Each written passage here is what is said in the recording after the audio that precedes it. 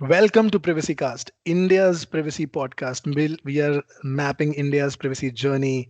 Uh, Today, we're going to talk about necessity of notice under DPDP Act as well as the current 2025 draft rules that have been published. Today, we have none other than Abha Tiwari. She is the DPO of Air India.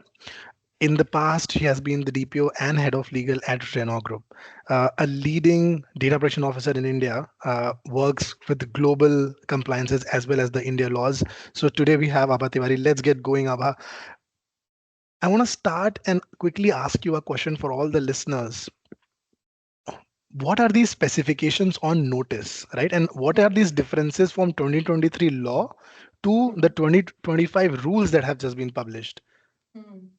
Thank you, Akash.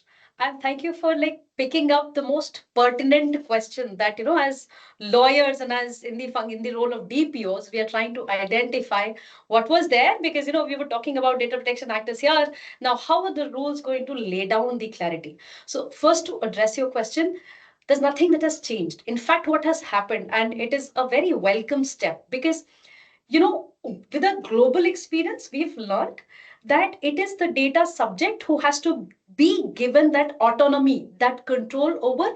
They must know how the data is going getting processed in the system. So by the act, we had that all right. A notice has to precede consent. A notice has to be given before the data gets processed.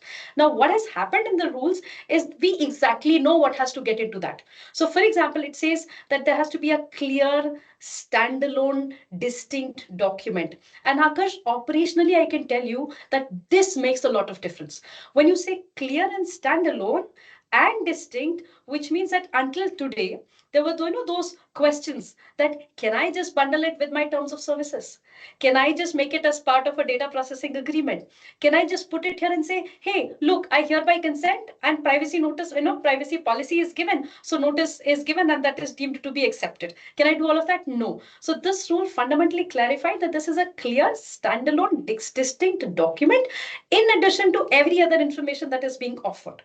It has to be in plain and simple language, which means not too much of jargons. And we know, that when you start writing those notices, notwithstanding anything contained herein, to a lot of cross references, etc. None of that. So it has to be simple and plain language that can be understood. And when we talk about as privacy professionals by a child, so you must know your audience, for example, right?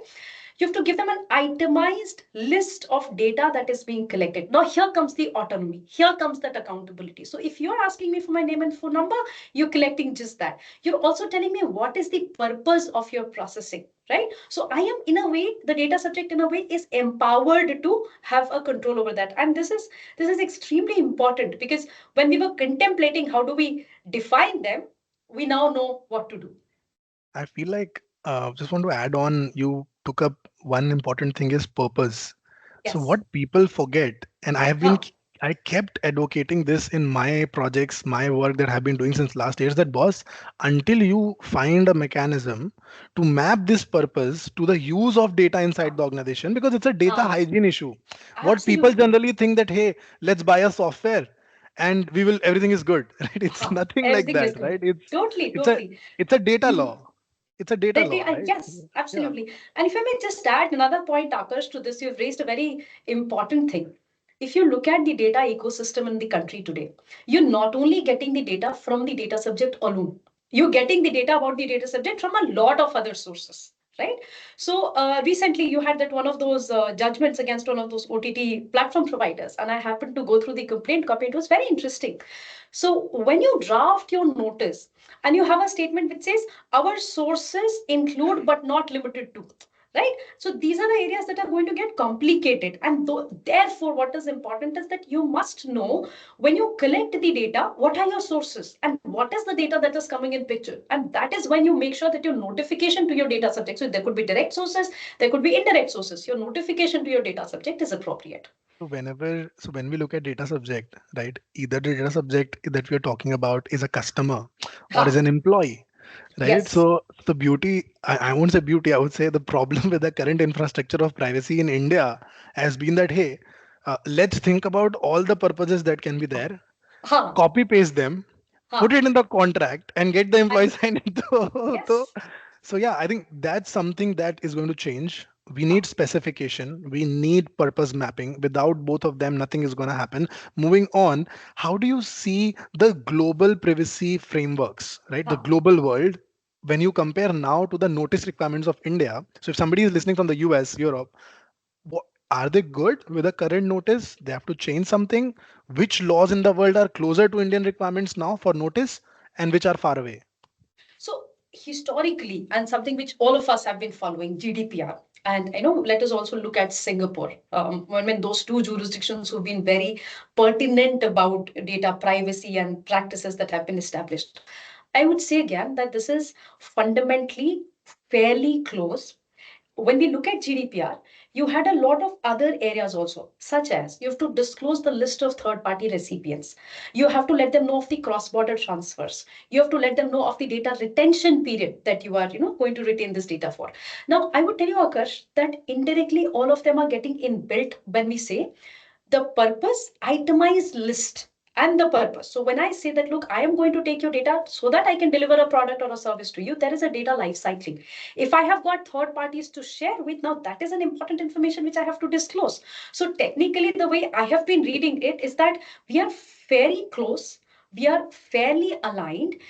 We may have to, somewhere when we talk about itemized list, and considering the fact that we are a consent heavy, there's a consent heavy requirement, so we got a lot of disclosures to be made. It will be interesting to see how best we can communicate all that we have to communicate with respect to the processing purpose of processing, and how much transparency can we bring in when we are disclosing these elements to our data subject, and how impactful is the delivery going to be so So that the end moving goal. asking Yes. you, Abha, one more thing since we are coming to the end of our session. Mhm. What is the advice that you have for organizations Mhm. now, the DPOs now outside? What should they do these Mhm. 1, 2, 3 steps to make sure that their notices are good? Hmm. What is your advice? How You should they have to approach? have your data inventory, data mapping, and purpose. This is going to be the key, Akash, So and we began with this conversation. Notice पहले मत बनाओ, पहले mapping करो. पहले मत बनाओ, पहले अपना डेटा पता कर लो क्या क्या है, and then how accurate your data is. Yeah, What so there have been a lot of I'm instances, vibing with Akash, you. when I'm vibing with you right now. yeah. So all these places where we have gone, sir, without your phone number I cannot raise a bill to you, and for your phone number I would have given somebody else's phone number. I have just not given the Yeah, right number for because I giving my don't want phone to be number, harassed by those spam calls. I need 10 Huh. rupees extra for giving my number. Then I will give. Give him Ma'am, also this so brings know where us your to data the inventory end is. of the session. Thanks a lot for coming on to Privacy Cast and talking to our listeners today. And I hope you have a great day. Thank you, Akash. It is always a pleasure to speak to you, and great going. Thank you so much.